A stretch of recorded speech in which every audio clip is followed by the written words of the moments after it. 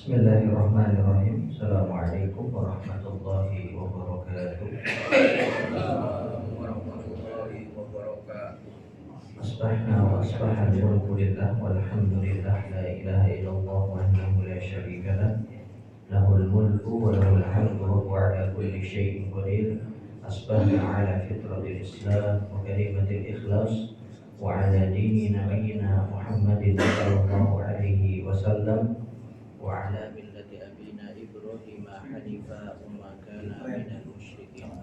Allahumma inna nas'aluka ilman nafi'an wa rizqan thayyiban wa amalan mutaqabbalan. Allahumma inna na'udzu bika min an nusyrika bika syai'an na'lamu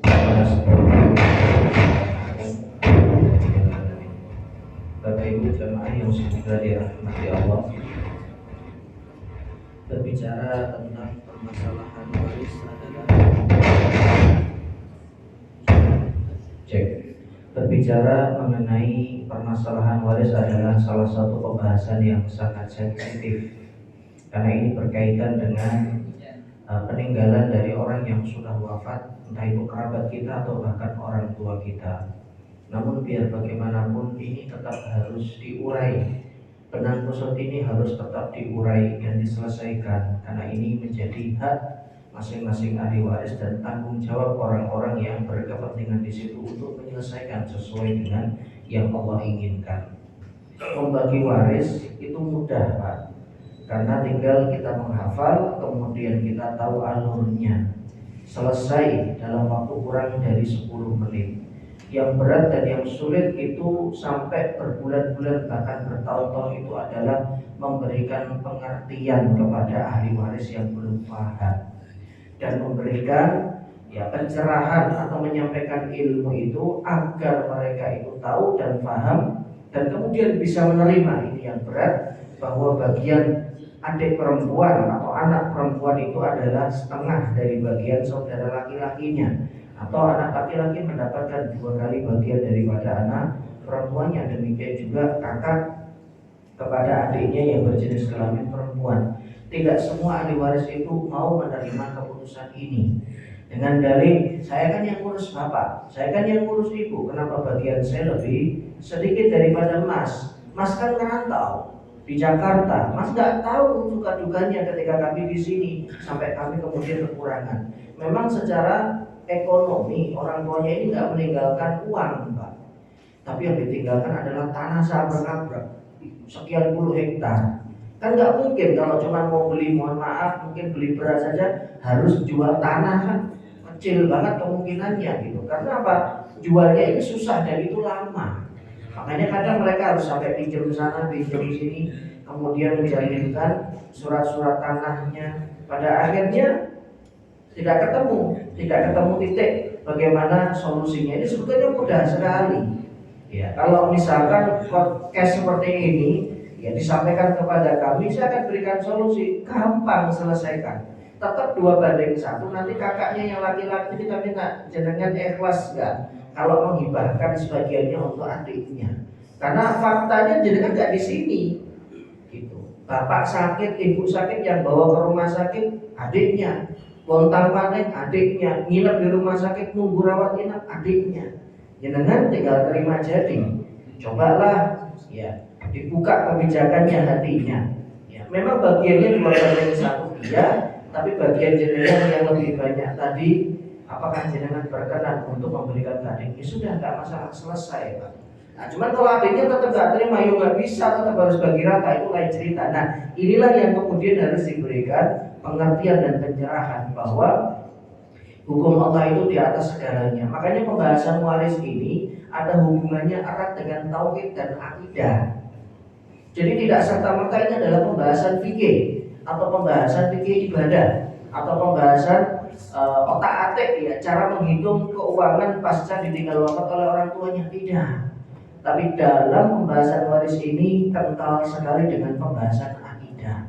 Karena akidah kita, keyakinan kita kepada Allah mengharuskan kita menerima, ridho tidak ridho, semua yang telah Allah putuskan di dunia ini dari ayat-ayat Allah yang ada di dalam Al-Quran. Satu saja ayat yang kita tidak mau terima, tidak mau menjadikannya sebagai dasar hukum, ini akan menyebabkan akidah kita itu bermasalah sampai pada satu titik seseorang itu bisa kufur. Berarti kalau mereka nggak mau bagi warisan langsung dia divonis kufur, Ustaz. Tidak serta-merta seperti itu. Hati-hati dengan vonis jamaah. Kita tidak bermudah-mudah dengan vonis. Tapi ada masalah pada keyakinannya, ada masalah pada akidahnya. Syariat hijab, syariat puasa, kemudian halal haram, ini kan turun untuk menguji keimanan seorang hamba. Termasuk juga syariat waris.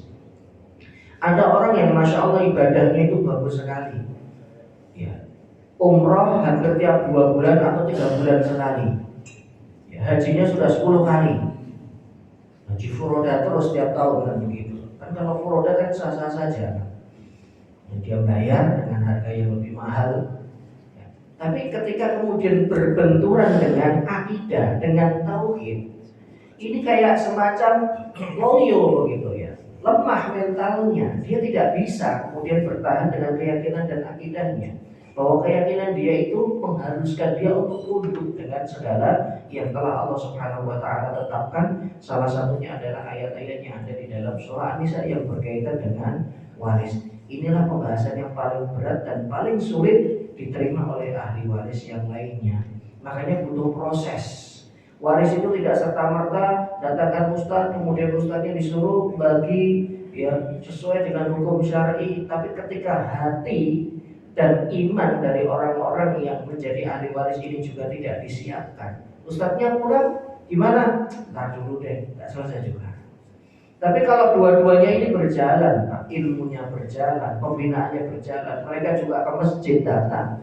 Atau kalau tidak, dia sudah percaya dengan saudaranya, kakaknya kah, atau mungkin adiknya kah, karena merasa secara agama atau secara keilmuan, ya memang adik saya itu perginya ke masjid, ikut kajian. Saya tidak apa-apa, ya sudah ikut saja kalau memang adik saya. Nah itu akan lebih mempermudah daripada pembagian warisan. Karena jamaah yang semoga dirahmati Allah, ini yang kita bahas ini adalah pertanyaan atau kasus yang real.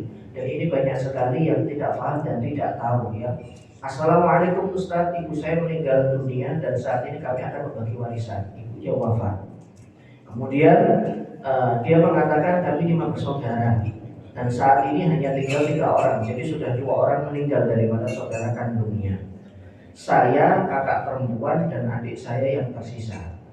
Saya, berarti yang bertanya, kakak perempuannya dan adiknya yang tersisa. Kemudian bagaimana cara membagi warisannya sesuai syar'i? Pertanyaan beliau simpel. Waktu kakak laki-lakinya yang kedua wafat, kakak perempuan saya tidak dibagi.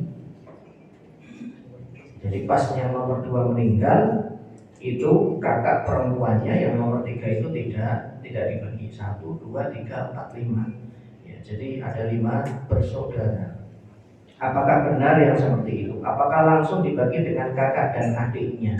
Jadi pertanyaan beliau ada 2. Pada saat kakaknya yang nomor 2 laki-laki itu wafat, kakak perempuannya atau anak nomor 3 itu nggak dibagi. Benar nggak tuh? Yang kedua, tersisa hanya 3 orang saja. Apakah warisan itu langsung kita bagi bertiga? Ini kan banyak terjadi di Indonesia. Warisan itu baru dibagi setelah 5 orang meninggal dari kerabatnya. Dan itu membuat saya mumet karena harus diuruskan dari awal. Tapi nggak masalah gitu. Selama jenengan semuanya yang berperkara ini mau tunduk sama Quran, ya kita nggak masalah. Nanti kita akan jelaskan pelan-pelan dari hati ke hati. Ini dasar hukumnya. Kenapa sih harus saya terima? Kenapa sih hukumannya seperti ini dasar hukumnya? Tapi kalau sudah nggak terima kemudian ribut di dalam forum, nah ini yang kita tidak inginkan gitu. Apalagi mohon maaf sekali iparnya dilibatkan, waduh itu ruwet bin ribet. Ya, makanya sebaiknya pembahasan seperti ini tidak melibatkan ipar. Saya mohon maaf dengan yang berposisi sebagai ipar. Ya. Fahamilah, tahuilah, ketika sudah masuk dalam pembahasan sensitif, saya tak mundur saja. Saya tidak ada wewenang, ya tidak ada kapabilitas untuk menyampaikan. Biar istri atau suami saya saja yang secara langsung ada hubungan darah dengan yang berperkara, itu akan lebih mengurangi gesekan seperti itu.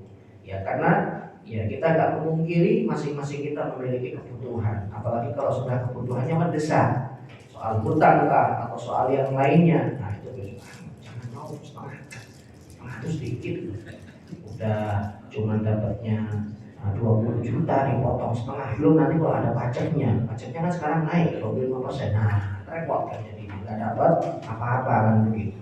Akhirnya kemudian dihasut demikian. Ya padahal ya sudah, mau berapapun memang keputusannya dari Allah seperti itu dapatnya. Maka jamaah yang semoga dirahmati Allah, ini tidak serta-merta langsung dijawab sekian dan sekian bayar.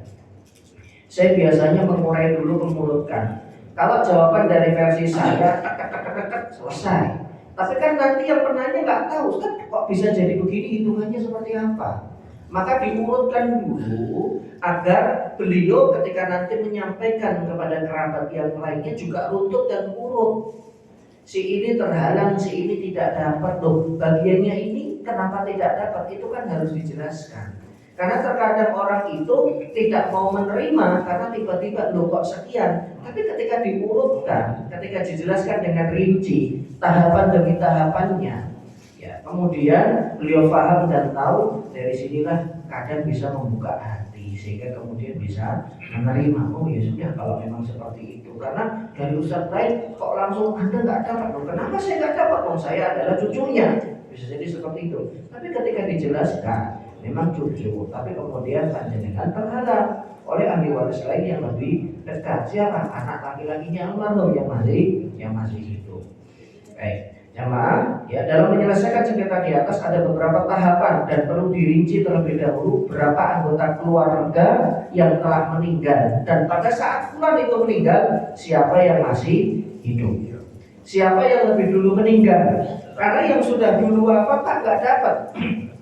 Ustaz, beliau sudah wafat lebih dulu. Ini sering saya ditanya, anak dan istrinya dapat nggak? Kalau sudah lebih dulu wafat, anak dan istrinya nggak dapat. Loh kok begitu Ustaz? Iya, waris itu kan kaidahnya siapa yang hidup dia menjadi ahli waris pada saat bulan meninggal dunia. Tapi kalau prima bersaudara yang nomor satu sudah wafat lebih dulu, misalkan sebelum bapak ibunya, ketika bapak ibunya wafat, ya, yang nomor satu anaknya dan istrinya nggak dapat. Oh, kalau kayak gitu bukannya konflik nanti Ustaz, itu gampang nanti menyelesaikannya, banyak solusi jamaah. Ya, asal mau duduk bareng, ya asal kemudian mau mendinginkan kepala, insya Allah ada solusi begitu. Kemudian pada saat fulan meninggal, siapa yang masih hidup? Ini kaidah utamanya. Ya, dan Bapak bisa menerangkan nanti di dalam kerabatnya, keluarganya, om bulenya, pak D-nya atau yang lain, ketika dengar cerita, sebentar, waktu orang tuanya wafat, ada nggak yang sudah lebih dulu wafat? Ada 3 orang, berarti sudah pasti mereka nggak dapat nanti anak dan istrinya. Tapi anaknya nggak mau tanda tangan surat, nah ini repot. Itu nggak akan bisa Pak. Sertifikat itu dibalik nama. Kalau satu saja dari, berarti hubungannya dengan apa? Administrasi BPN. Ya, administrasi negara. Karena memang negara menginginkan siapapun yang ada hubungan darah dengan fulan yang sudah meninggal ini harus dibalik nama dulu. Kan begitu sertifikat itu. Misalkan Pak A wafat punya 5 anak. Ya, ini surat nggak akan bisa dijual Pak sampai balik nama ke 5 anak ini tadi. Ya, ke 5 anak ini tadi baru kemudian dijual. Ini juga proses lewat notaris dan lain-lain biaya. Ada lagi yang bypass, pengennya cepat. Wah kalau kayak gitu bolak-balik ribet. Gini saja deh, pembelinya ada nggak? Ada pembelinya. Ya sudah, langsung saja kita jual. Tapi 5 anak ini tanda tangan, jadi nggak perlu balik nama atas kami dulu. Ada yang bisa, tapi ada juga yang katanya tidak bisa. Ya sesuai dengan aturan yang berlaku seperti itu. Tapi satu saja nggak mau tanda tangan, sudah kelar itu, nggak akan selesai itu masalah. Ya, makanya ada kawan saya juga ada masalah dalam pembagian waris seperti itu. Ada sudah dijelaskan sampai ke Ustadz, kemudian dikompar dengan Ustadz yang lain, dibawa ke pengadilan, ya belum sampai kepada pengadilan otoritas, berarti KUA ya, tingkat kecamatan. Benar masnya yang ini dia sebetulnya bukan ahli waris begitu. Tapi nanti kalau dibawa ke pengadilan, ke KIH kompilasi hukum Islam, ada istilahnya namanya ahli waris pengganti. Tapi kalau di dalam hukum Islam yang tertera di dalam An-Nisa itu tidak ada ahli waris pengganti. Yang meninggal ya sudah meninggal. Itu lagi-lagi masih bisa dibicarakan seperti itu. Kemudian karena ini akan mempengaruhi bagian yang didapat oleh ahli waris yang lainnya. Tahap yang pertama, urutkan dulu anggota keluarganya. Ada suami dan istri. Mereka menikah, kemudian mereka memiliki 5 orang anak. Nah, ini kurang lebih petanya. Anak yang pertama itu laki-laki, anak yang kedua itu laki-laki, anak yang ketiga perempuan, keempat perempuan, kemudian kelima laki-laki. Jadi nomor 1 dan nomor 2 sudah wafat lebih dulu. Nomor 1 dan 2 sudah wafat lebih dulu, menyisakan 3, 2 perempuan dan 1 laki-laki. Yang bertanya itu yang nomor 4. Ya, yang bertanya ke saya yang nomor 4. Ayahnya telah meninggal lebih dahulu dan warisan telah dibagi. Pada saat ayahnya wafat, istri dan 5 anaknya masih hidup semua. Istri dan 5 anaknya masih hidup semua. Jadi sudah dibagi. Saya tidak masuk ke ranah ini bertanya ke bagi sesuai syar'i enggak, itu domain mereka, kecuali mereka menanyakan. Karena ini nanti akan memperpanjang permasalahan. Masalah intinya saja belum diselesaikan, kenapa saya buka pembahasan baru. Jadi ya monggo silakan, kecuali beliaunya bertanya, Ustaz pembagian yang pertama kayak begini, itu betul tidak? Lalu kita akan urai. Tapi ketika tidak bertanya ya saya nggak tahu. Saya anggap itu masalah internal ya keluarga. Monggo nanti diurai sendiri. Kemudian tahap yang kedua, urutkan siapa yang wafat terlebih dahulu. Dan pada saat fulan itu wafat, yang masih hidup siapa? Karena mereka lah ahli waris dari yang sudah wafat. Yang pertama, anak laki-laki yang nomor 2 itu meninggal lebih dahulu sebelum ibunya. Sudah meninggal dulu sebelum ibunya. Statusnya belum menikah. Berarti ahli warisnya siapa? Kalau kita melihat yang bagian sebelumnya yang tahap pertama, ahli warisnya siapa? Ahli warisnya 1 ibu, betul? Terus 2 saudara laki-laki sekandung dan 2 saudara perempuan sekandung karena belum menikah. Belum ada istrinya Ustaz, single. Ini yang meninggal belum menikah. Jadi yang menjadi ahli waris itu adalah saudara dan saudari kandungnya plus ibunya. Ya, ini tadi sudah kita jelaskan. Ya. Yang kedua, anak ke-1 kemudian meninggal. Setelah ini wafat di tahun sekian, tidak lama anak nomor 1 yang paling tua itu meninggal. Ketika beliau meninggal, statusnya sudah menikah. Dan ketika beliau meninggal, sudah memiliki anak, 1 laki-laki, 1 perempuan dan seorang istri. Petanya paham Pak ya? Ya. Kemudian ahli warisnya pada saat yang nomor 2 itu meninggal itu adalah ibunya. Kemudian saudara laki-lakinya masih ada 1 yang tadi nomor 5 dan 2 saudari perempuan nomor 3 dan nomor 4, anak nomor 3 dan nomor 4. Beliau juga punya istri, beliau juga punya anak laki-laki dan anak perempuan. Kumpulkan dulu semua ahli warisnya. Jadi biar mereka tahu, oh saya ternyata masuk dalam kategori ahli waris yang insya Allah akan mendapatkan warisan. Apakah dapat atau tidak itu nanti di tahap berikutnya. Jadi kumpulkan dulu ahli warisnya. Ya. Bisa jadi yang meninggal ini punya punya paman dari jalur ayah. Tapi kenapa nggak ditulis? Otomatis paman itu terhalang karena ada anak laki-laki di situ. Jadi kita ahli waris yang jauh dengan adanya anak laki-laki itu sudah otomatis terblokir. Tinggal memberikan pengertian kepada ahli waris yang dekat. Ini kan harus memberikan pengertian kepada saudara laki-laki dan saudara perempuannya yang masih hidup. Kemudian yang ketiga baru, nah ini yang belum lama, ya sekitar beberapa tahun ibunya meninggal. Nah setelah ibunya meninggal, padahal di situ juga ada rumah, ada aset yang lain, kepikiran ya sudah kita bagi saja, sudah tidak ada ibu. Nah, ini sering kita temukan kasus-kasus seperti ini. Pada saat ibunya wafat, yang menjadi ahli waris hanya 3 orang saja. Anak nomor 3 perempuan, anak nomor 4 ini yang bertanya, dan 1 lagi yang botol. Nah, pertanyaan beliau tadi yang nomor satu, pada saat saudara nomor satu itu kakaknya yang nomor dua itu meninggal, yang perempuan itu kakak perempuannya kok tidak dapat, kemudian apakah langsung dibagi kepada tiga orang ini saja? Mari kita akan lihat. Nah, ketika ibunya meninggal, yang menjadi ahli waris adalah satu anak laki-laki yang nomor 5 tadi, dua anak perempuan. Jadinya berubah, Pak. Loh, kok sudah bukan saudara? Saudaranya mana? Saudara itu kan kalau yang meninggal adalah saudara kita. Tapi kalau yang meninggal ibu, hubungan dia dengan orang-orang ini adalah hubungan ibu dan anak. Makanya kita merubah narasinya ya menjadi anak laki-laki. Jadi jangan keliru, Pak, ya, ini banyak yang salah begitu. Jadi posisikan yang wafat dengan yang hidup ini hubungannya apa? Kalau anak dengan ibu, yang ibunya yang wafat, berarti mereka statusnya anak. Hubungannya dengan yang wafat ini apa? Saudara kandung. Oh, berarti ketika fulan ini wafat, kita menyebutnya ahli warisnya adalah saudaranya. Hubungannya apa? Om dengan keponakan. Ketika omnya atau pamannya meninggal, berarti kita menyebutnya dengan menggunakan bahasa keponakan dan seterusnya.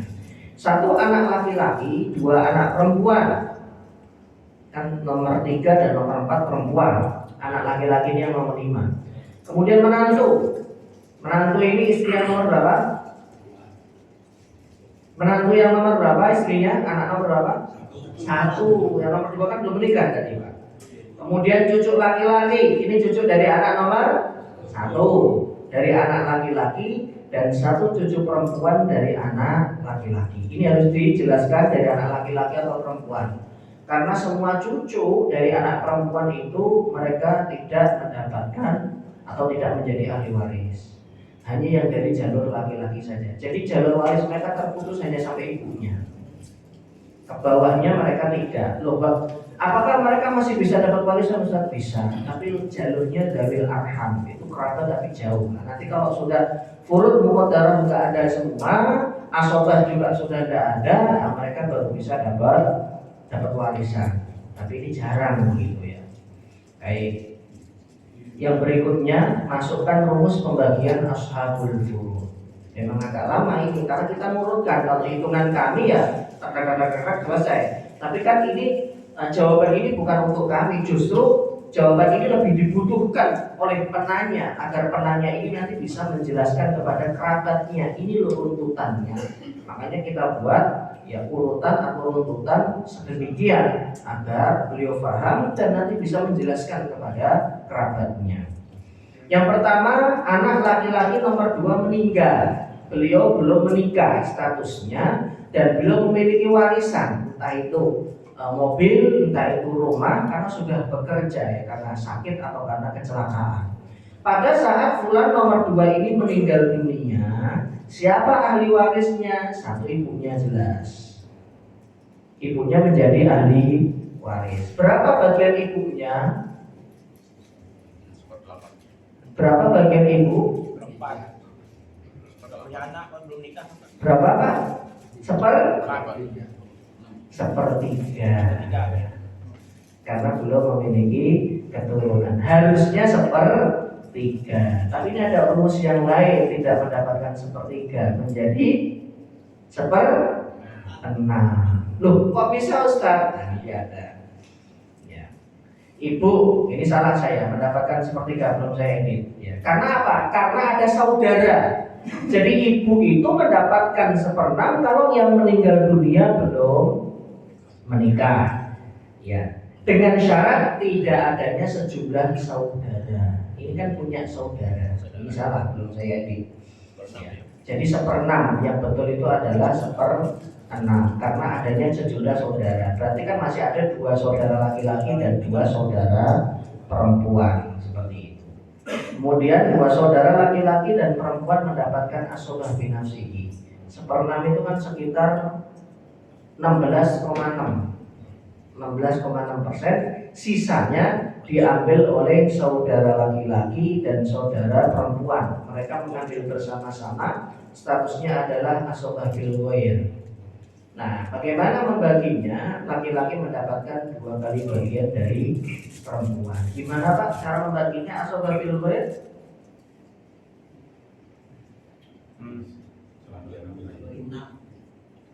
Kali berapa? Dibagi 6. Angka 6 dari mana? Ya, 2 laki-laki dikali 2 karena bagiannya 2 jadi 4. Perempuan bagiannya 1 jadi 6. Nah, sisa dari 16,6 tadi dibagi 6 keluar angka ini bagian anak perempuan atau saudara perempuan. Dikalikan 2 menjadi bagian laki-laki. Sudah selesai. Jadi membagi 2:1 seperti itu. Ini cara yang modern. Ada cara yang tradisional. Dulu kami belajarnya itu tapi ribet. Nanti kapan-kapan saya contohin, tapi harus ada papan tulis. Tapi ribet Pak, saya nggak menganjurkan ya. Jadi kan belum tentu paham karena kita pun dulu susah pahamnya. Karena dia pakai intisar segala macam gitu. Diurutkan dulu, angkanya juga lebih banyak. Lebih mudah dengan cara ini, masukkan persentase kemudian keluar angka seperti itu. Jadi sudah ketemu bagian masing-masing ahli waris. Ini yang pertama, karena yang nomor 2 yang wafat terlebih dahulu.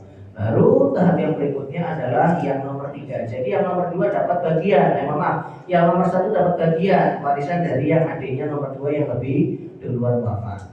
Yang kedua, anak laki-laki nomor 1 wafat, statusnya sudah menikah, beliau memiliki istri, 1 anak laki-laki dan 1 anak perempuan. Ahli waris yang lainnya adalah ibu, kemudian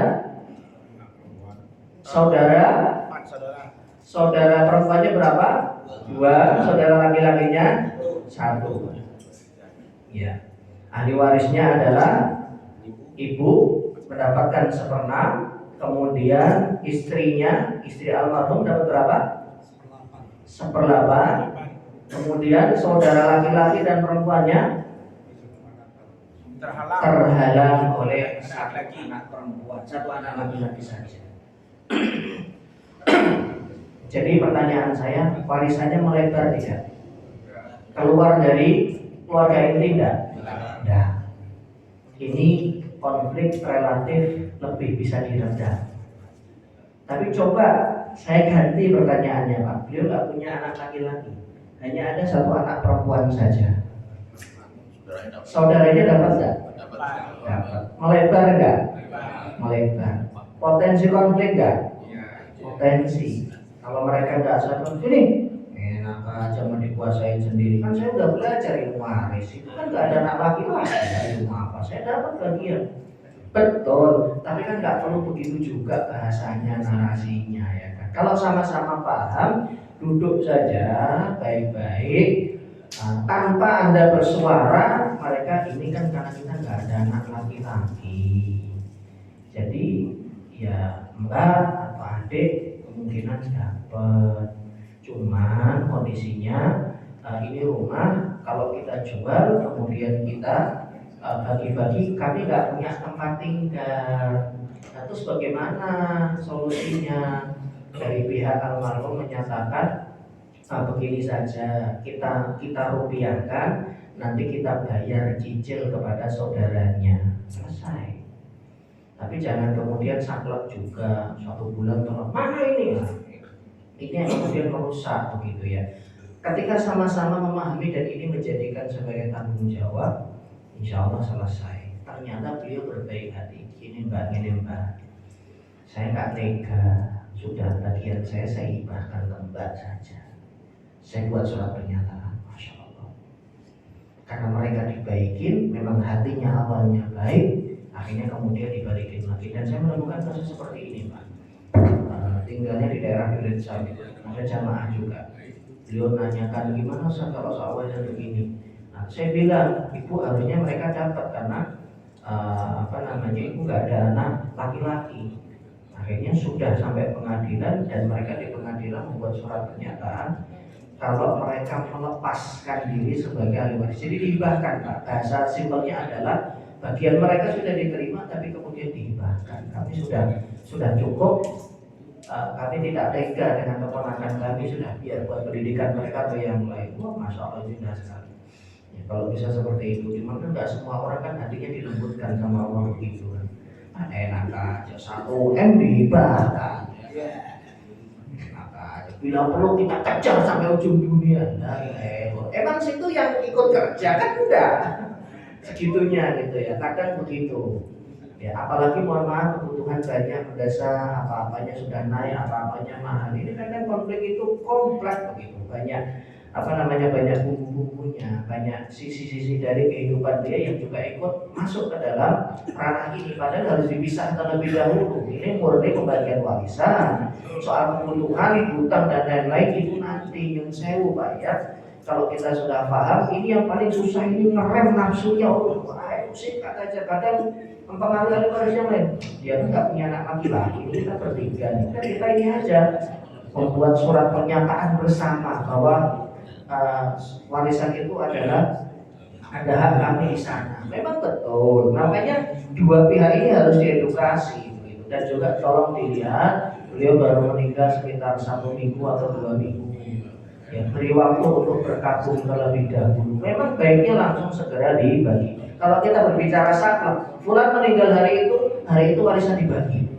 Kan begitu Pak rumusnya, tidak boleh menunda.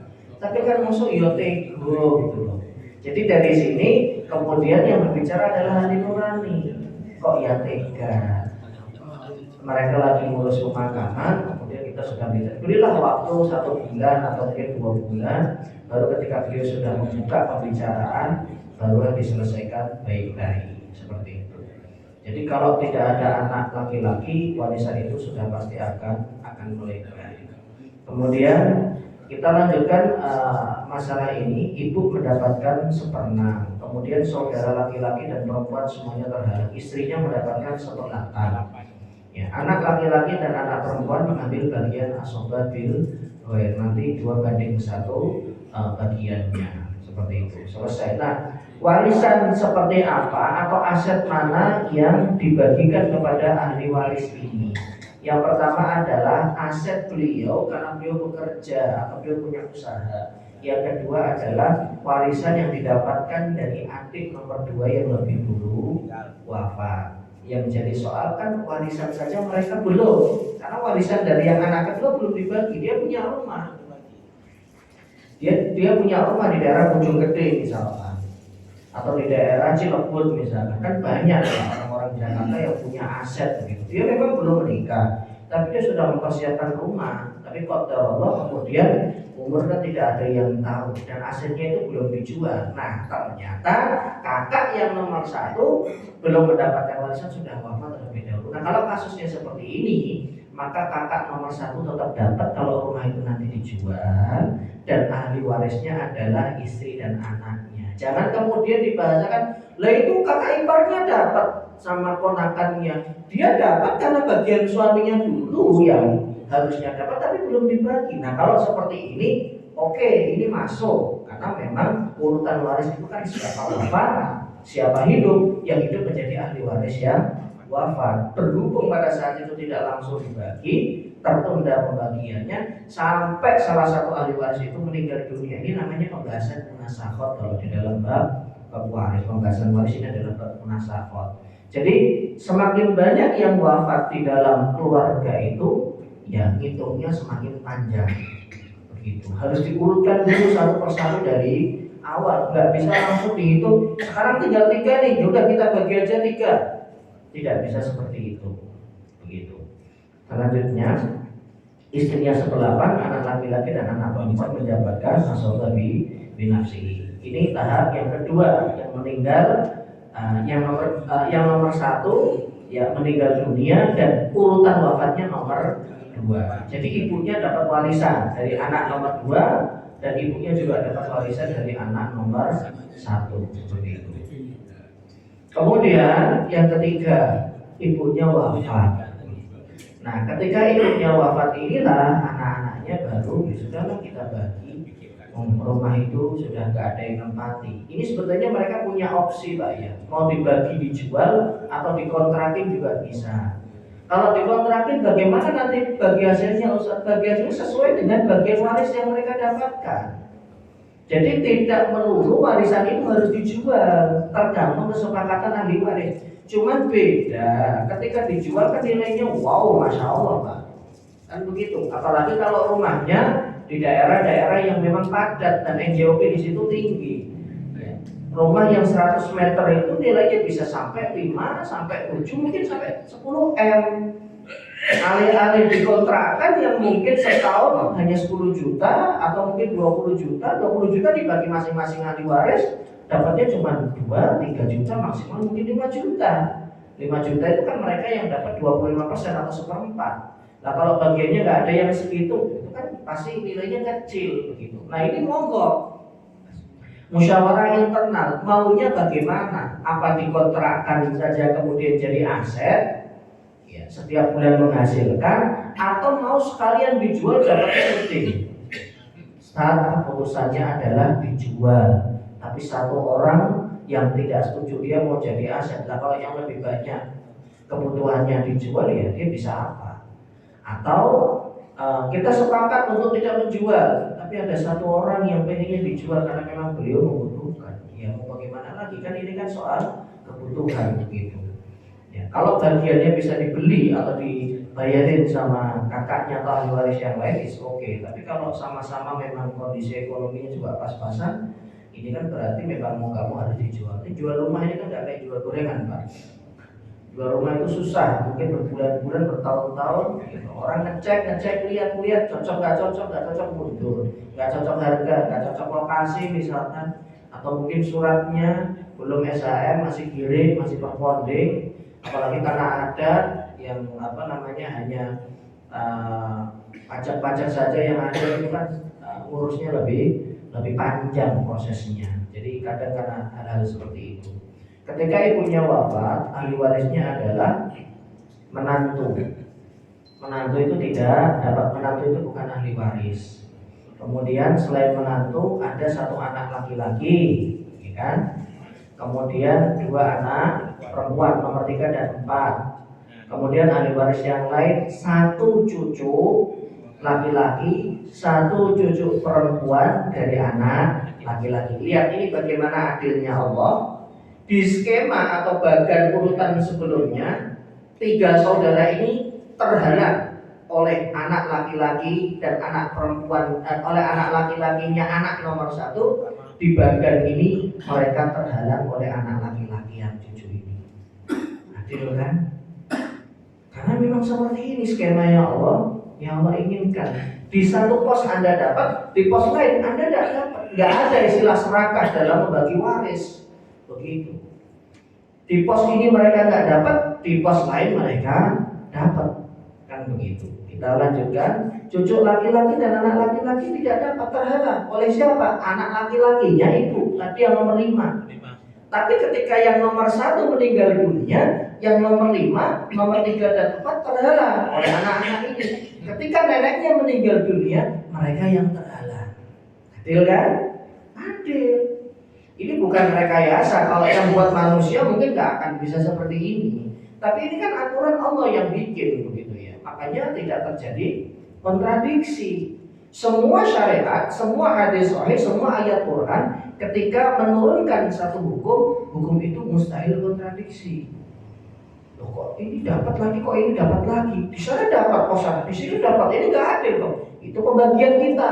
Karena pembagian kita basicnya adalah nafsu. Siapa sih yang nggak mau duit 1 M loh Pak? Ya kan? Apalagi kalau nilainya 271 triliun. Kalau dibeli cendol, banjir ini Serdang. Ya. Di lapangan JIS dibeliin cendol, sana yang lapangan dekat sini, itu banjir itu. Ya kan? Kalau duitnya, tapi kalau cuma berapa sih? 300.000 dan sana deh, ikhlasin aja 300.000. Tapi kalau nilainya besar kan? Siapa yang tidak tergiur kan begitu. Kemudian 1 anak laki-laki dan anak perempuan mengambil asobah bil ghair dengan ketentuan 2:1. Jadi ahli warisnya hanya anak laki-laki dan perempuan.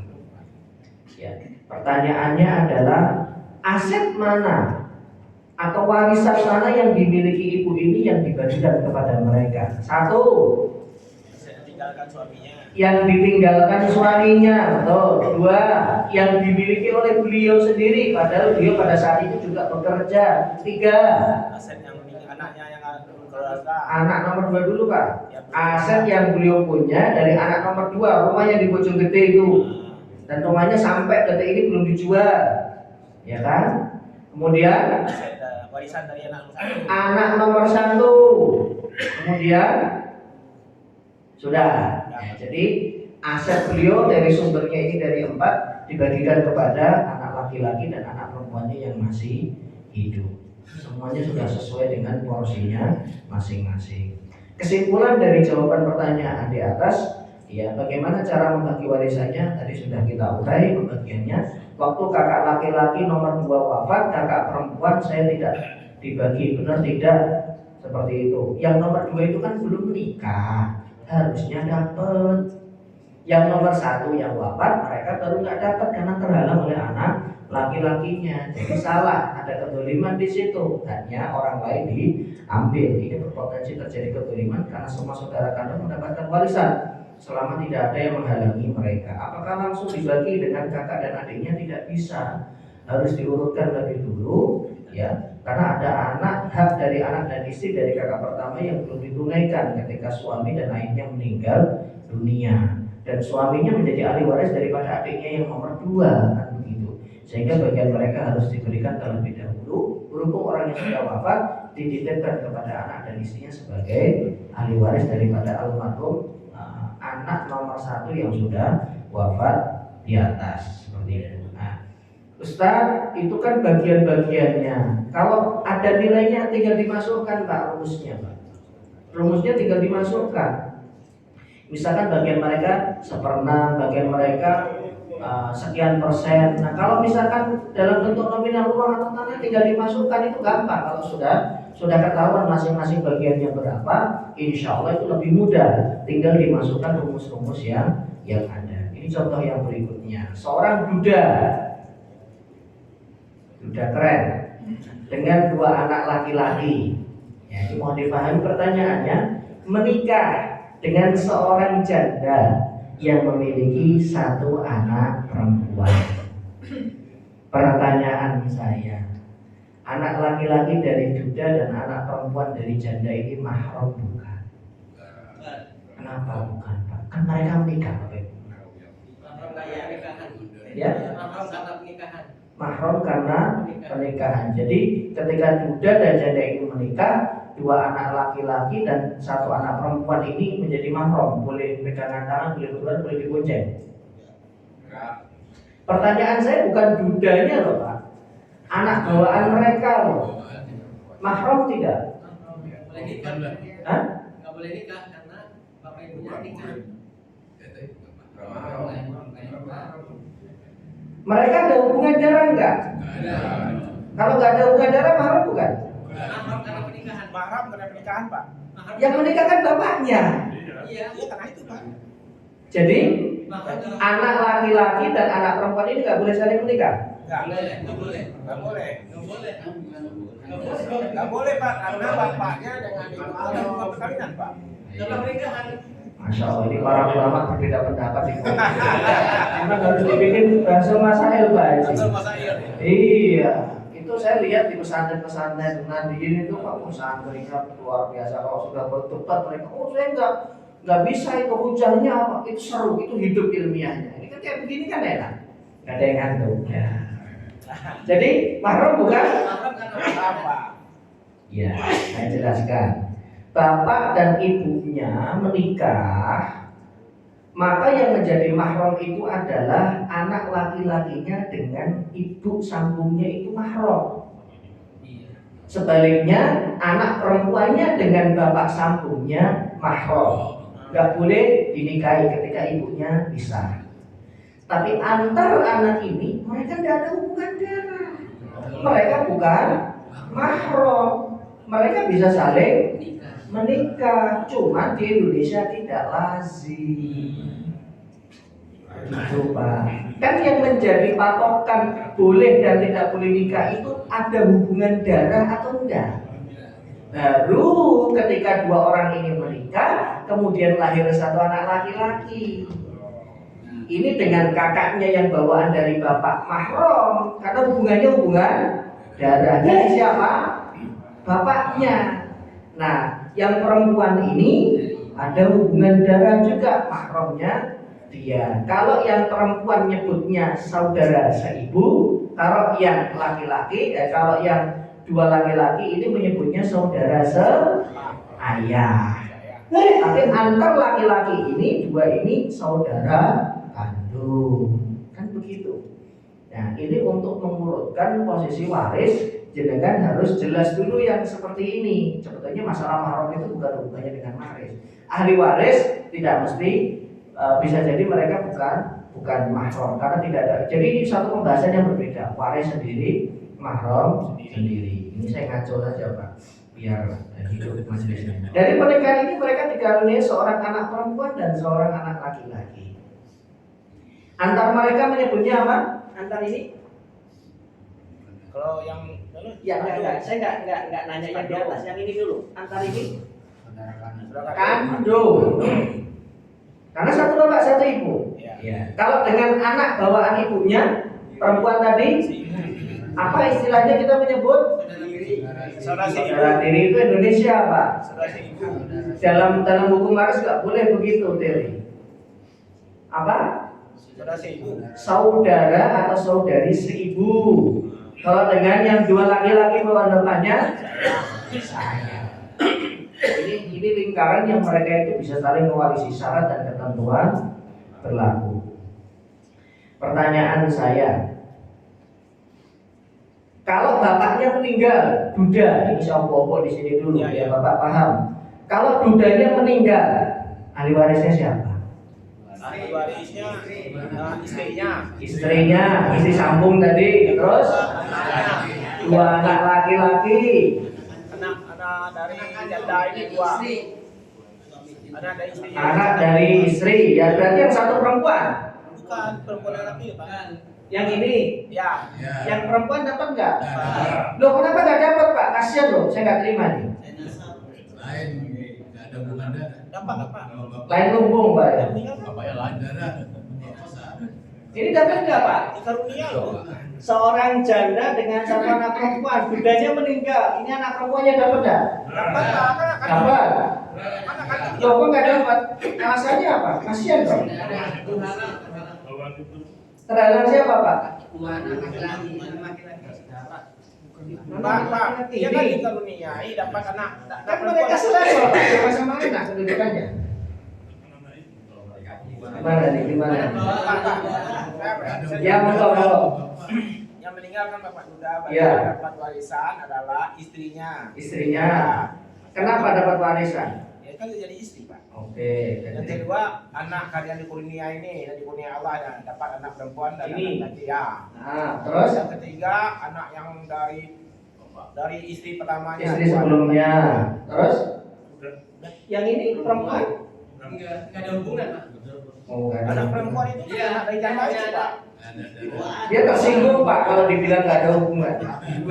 Wah Pak, saya kok nggak ada hubungan. Nikah kawin sama ibu saya kok. Bukan mahram. Mahram dong Pak. Mahram. Sudah campur kok. Suami istri ini sudah campur. Mahram. Jadi nggak ada hubungan darah. Jadi kan kurang nambahin satu kata darah.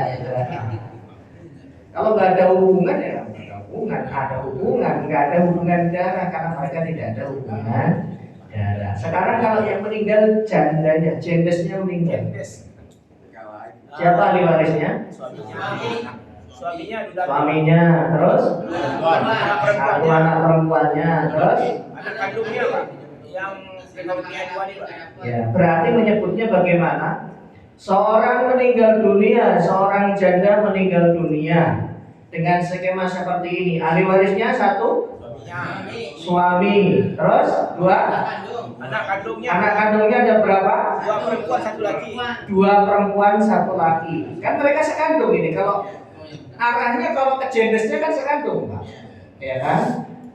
Terus yang dua laki-laki dapat enggak? Tidak dapat. Kenapa? Tidak ada hubungan darah. Baik. Saya ini lagi opo lagi. Yang meninggal satu anak perempuan. Jadi ini meninggal dunia. Seorang meninggal dunia yang satu anak perempuan ini. Ahli warisnya siapa? Ibunya. Ibunya. Terus Anaknya dua. bapaknya. Bapaknya enggak. Kenapa Pak? Kan bapaknya. Bapaknya loh. Anaknya dua nih Pak. Anaknya dua Pak. Yang kedua mana? Yang bawah. Oh iya, anak kandung dapat. Anak kandung siapa? Anak kandung dari janda dan duda. Saudara perempuannya. Si anak kandungnya Kan bukan anaknya dong Pak. Yang Saudara meninggal sekandung. satu anak perempuan kok ini anaknya Seibu, belum saudara meninggal. seibu, saudara seibu. Saudara Seibu. seibu. Terus siapa lagi? Sudah cukup. Sudah. Itu dudesnya? Hah? Tidak ada hubungan darah. Tidak ada hubungan darah. Jadi kita clearkan kalau yang meninggal satu anak perempuan ini sebutlah namanya Desi misalkan, maka ahli warisnya ibunya. Kan istilah duda dan janda itu kan antar mereka. Kalau anak kan tetap Ibunya. Assalamualaikum Bu janda kan enggak? Wangkleng nanti ya kan, ibu kan tetap begitu. Berarti ibunya. Terus ini nyebutnya apa? Kandung apa seibu? Seibu. Satu saudara perempuan seibu, satu saudara laki-laki seibu. Sekarang kita balik lagi. Kalau yang meninggal ini Satu. Lagi. anak laki-laki. Siapa ahli warisnya? Ini kalau jangan paham ini, Bapaknya. pertanyaan apapun jangan bisa ngurai. Bapaknya. Bapaknya yang mana Pak? Duda. Yang Dudes. Oke, Dudesnya ahli waris. Jadi ayah. Ayah. Kandung bukan saya, kandung karena dia lahir dari pernikahan mereka berdua. Terus ibunya, terus Saudara perempuan. saudara perempuan yang mana? Saudara sekandung. Saudara perempuan Seibu sebapak ini Pak. Ya, seibu. Yang satu saudara perempuan seibu, terus sebapak. Anak perempuan, saudara sebapak. saudara sebapaknya yang mana? Karena ada laki-laki meninggal. Nah, Dengan ayahnya dapat. ayahnya dapat. Ayahnya punya anak sebapak. Pripun Pak, pripun. Kula malah bingung. Anaknya duda. Nggih. Nah, anak perempuannya itu saudara sebapak dari anak laki-laki yang meninggal. Anak perempuannya Ya itu sebapak anak dari duda. yang sebapak itu yang dua laki-laki Pak. Bapak. Bapaknya satu, ibunya beda. Betul? Iya. Jadi yang dua laki-laki itu sebapak, yang anaknya jendes ini seibu. Kan? Kemudian ini saudara kandung. Jadi ahli warisnya satu saudara kandung perempuan, dua saudara saya, kemudian satu saudara seibu, kemudian ada bapak atau ayah. Ya gimana Pak? Yang dapat ayahnya. Iya. Ibunya. Yang ketiga saudaranya kandung yang perempuan. Nah, itu dua anak laki-laki Pak.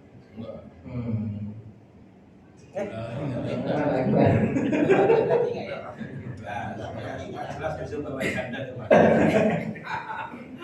Iya. Ya, ahli warisnya suami, bapak ibunya dapat. Ya. Kemudian saudara saya, ya kan, saudara ibu, kemudian saudara kandungnya. Ini masih umum. Ini belum diberlakukan al-hajbu. Siapa menghalangi siapa? Bapak itu menghalangi seluruh saudara kandung kecuali saudara seibu dan saudara saya. Artinya ketika bapaknya hidup, dua saudara laki-laki seayahnya terhalang. Satu saudari sekandungnya terhalang kecuali saudara seibu. Mereka dapat. Jadi yang menjadi ahli waris cuma 3 orang.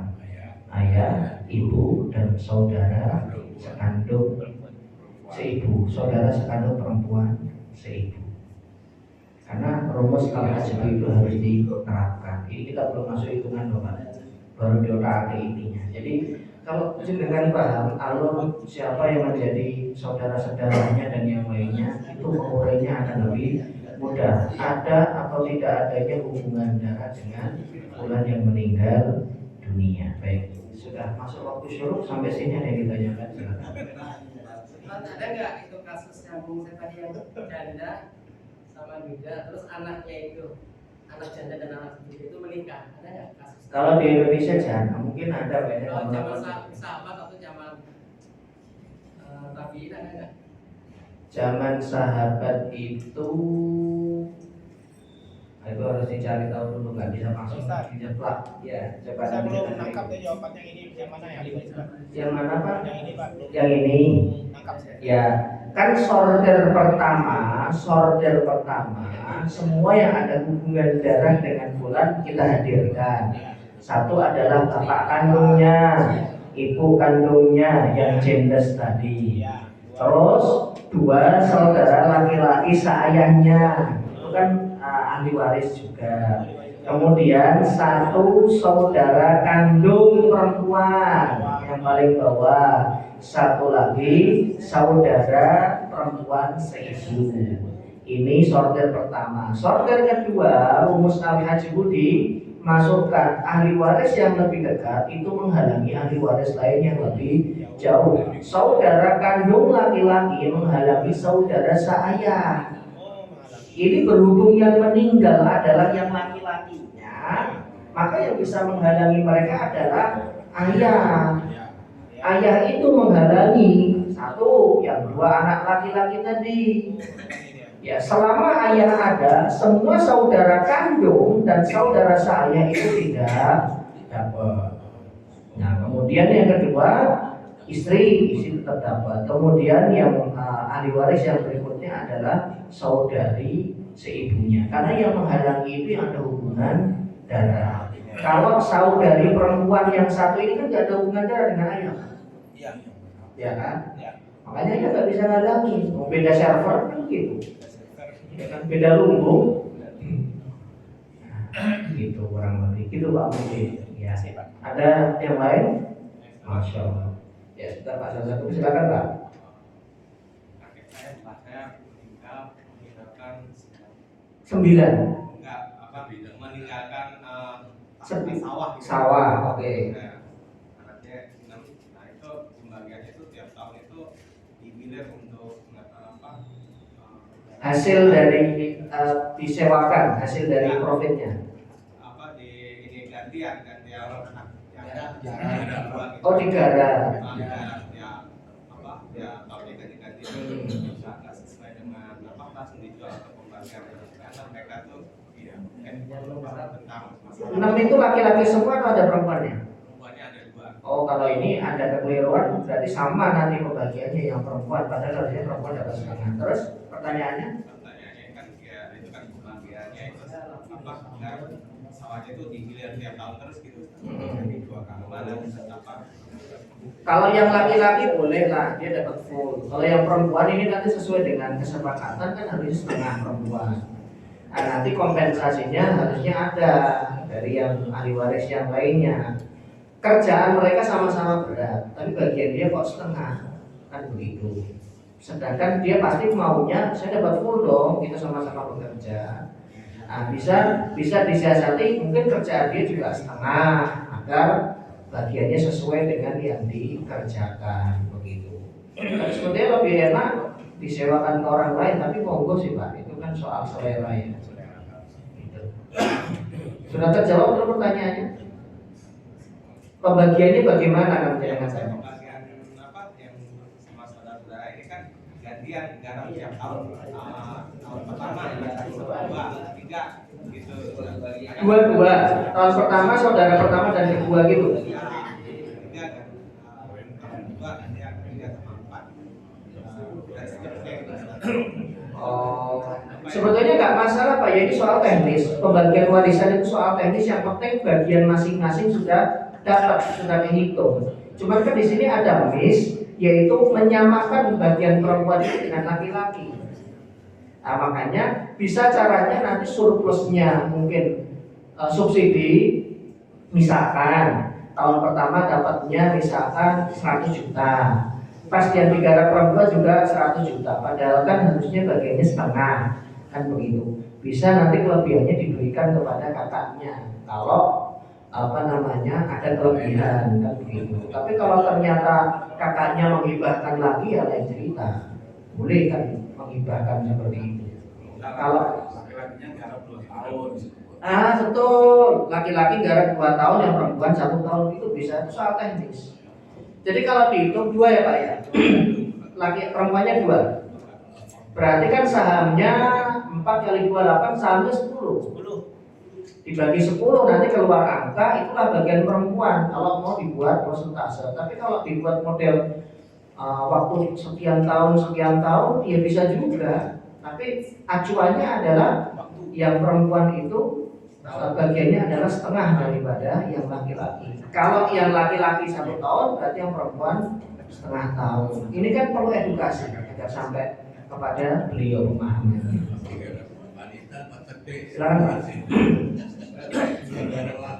Dari warisan itu masalah bagi-bagi. Jadi kalau warisan yang berupa hutang jangan hutang. Kalau hutang Satu Dilempar ke orang lain. Keluarin utang dulu. Enaknya. Warisan kan berhubungan dengan orang menafkahi juga. Ada kewajiban, hak yang tanggung juga. Kemudian ketika apakah hubungan antara mewarisi dan menafkahi ini bisa dianggap sama gitu. Jadi ketika ada orang waris gitu ya, maka kedekatan kalau kita kan harta itu kan dianjurkan untuk diberikan kepada gitu ya. Ketika lebih gitu ya.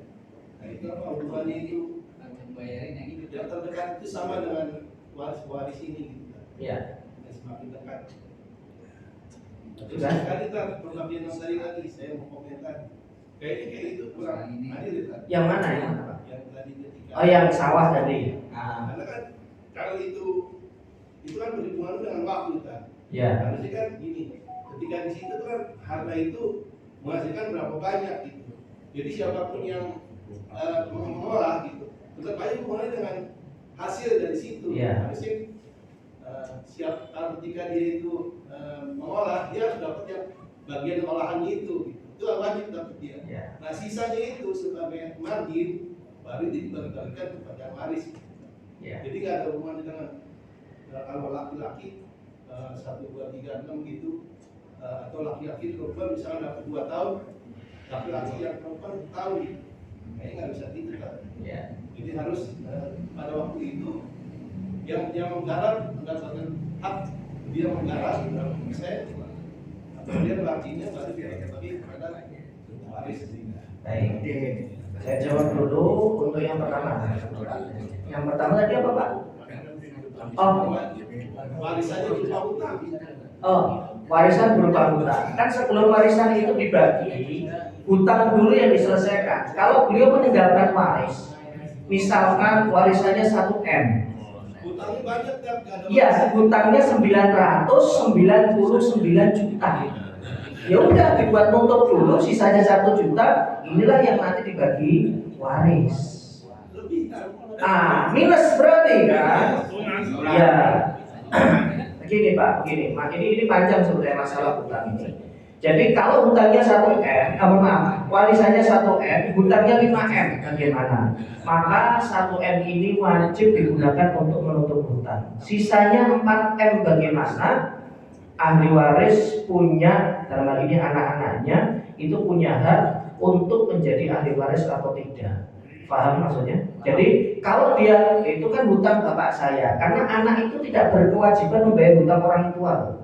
Hutang itu bainana wa baina orang yang berhutang, pertanggungjawaban di hadapan Allah.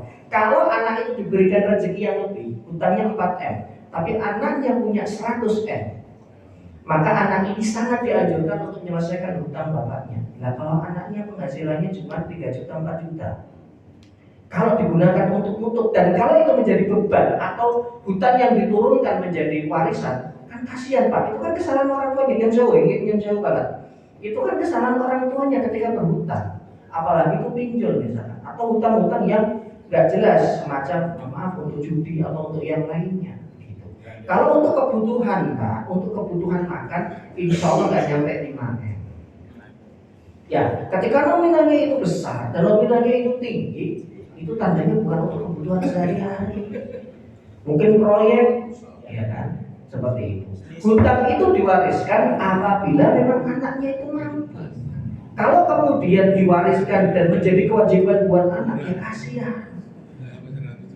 Seperti itu. Nah, akhirnya apa? Akhirnya kalau misalkan anak ini keberatan untuk membayar hutang, ya nanti diselesaikan di akhirat bapaknya dengan menghutang. Makanya saya kumpulkan itu ada 8 hadis-hadis yang berkaitan dengan hutang-hutang itu berat, hati-hati. Rohnya orang yang berhutang itu bergelayutan atau enggak jelas di alam barzah. Dan kemudian orang yang berhutang ini nanti untuk membayarnya adalah dengan pahala kebaikan dia. Nah, dari sekian banyak hadis-hadis yang ada yang sampai kepada kita, tapi Nabi tidak satu pun kemudian mengatakan hutang anakmu, hutang kamu ditunaikan anakmu. Dan beliau memberikan penekanan bahwa itu wajib tidak, karena hutang itu masing-masing antara kita dengan Allah.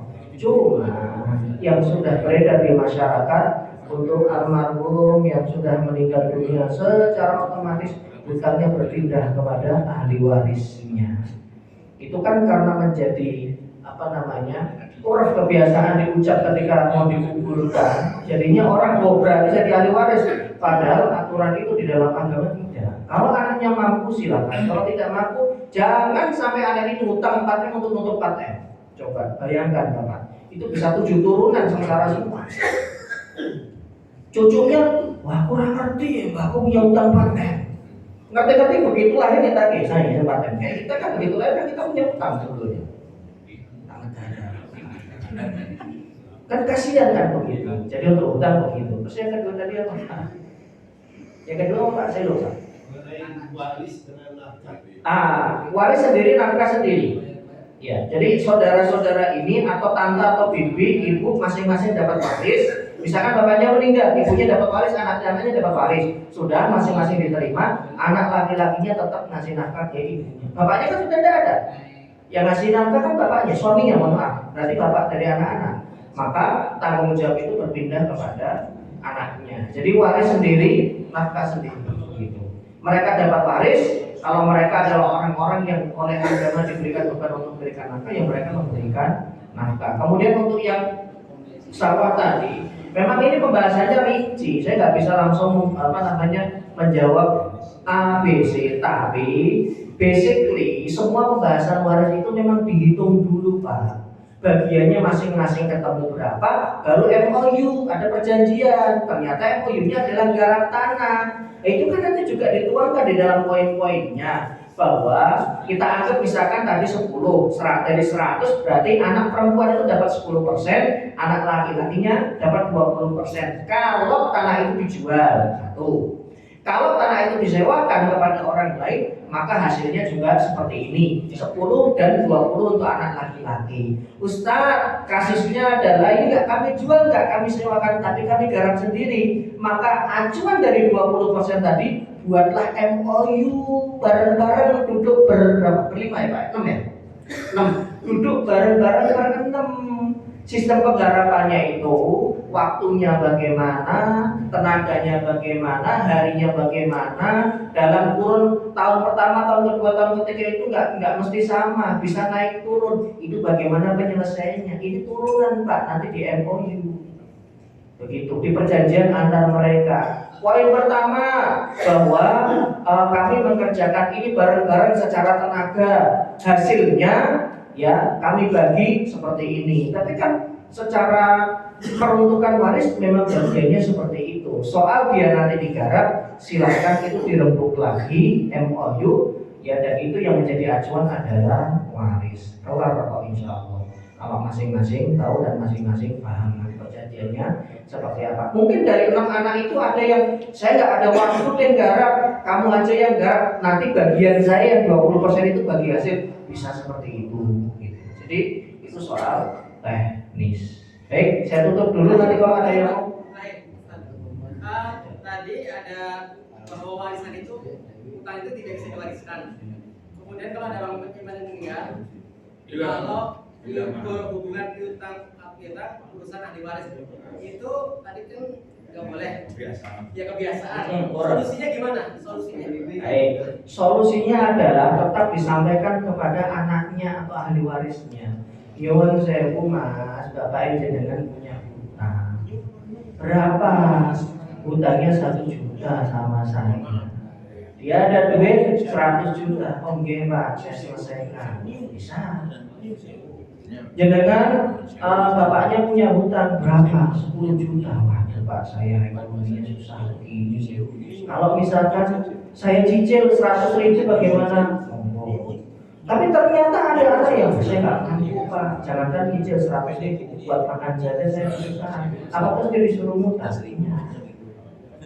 Ya kalau anaknya kemudian menolak untuk membayar hutang, berarti itu tanggung jawab bapaknya dengan orang yang berhutang nanti di akhirat. Karena logikanya kita hari ini yang menjadi anak, alhamdulillah orang tua kita tidak memiliki hutang. Tapi coba kalau mbak kita atau bapak kita punya hutang 4M, jangan misalkan, ya, atau saya misalkan, berat sekali ini bapak buat apa ini 4M? Padahal biasanya makan pakai sayur sop, pakai tempe, pakai sambal atau nyambel terasi sama ikan asin aja sudah oke. 4M ini buat apa? Nah, rupanya ada yang lain yang kita nggak tahu, padahal kita sudah mengingatkan hati-hati. Ya sudah pada akhirnya. Jadi bukan kewajiban ya, bukan kewajiban. Kalau wajib itu kan harus ditunaikan kalau tidak berdosa. Kalau itu menjadi kewajiban, harus ada dasarnya. Dasar hukumnya apa? Ahli waris, iya memang ahli waris. Anaknya, kalau ada warisan, kan ini kan ceritanya tidak ada warisan, Pak. Warisannya habis, ya kan? Untuk membayar hutang dan masih ada minus. Maka anak ini punya kesempatan atau punya hak untuk menolak atau kemudian membayar warisan tersebut. Jadi sifatnya adalah mustahab, bukan wajib. Anjuran saja. Akhirnya orang bilang bahwa kamu sakit karena bapakmu di akhirat. Iya juga. Tapi kalau saya pinjam lagi 4M, saya yang sarahin anak saya. 4M itu orang yang bergaji 3 juta atau 10 juta lah, mustahil terbayar loh Pak. Kan 10 juta gaji kan nggak semuanya buat bayar hutang. Paling kan setengahnya atau 70%-nya kan buat kebutuhan sehari. Dia paling bisa nabung itu 3 juta per bulan. Kalau hutangnya 4M, 10 tahun, 20 tahun belum tentu lunas Pak. Apalagi kalau hutangnya 271 T. Itu kalau dijelentek duit, ya dari mulai daerah Depok sampai sini panjang itu duit. Penuh.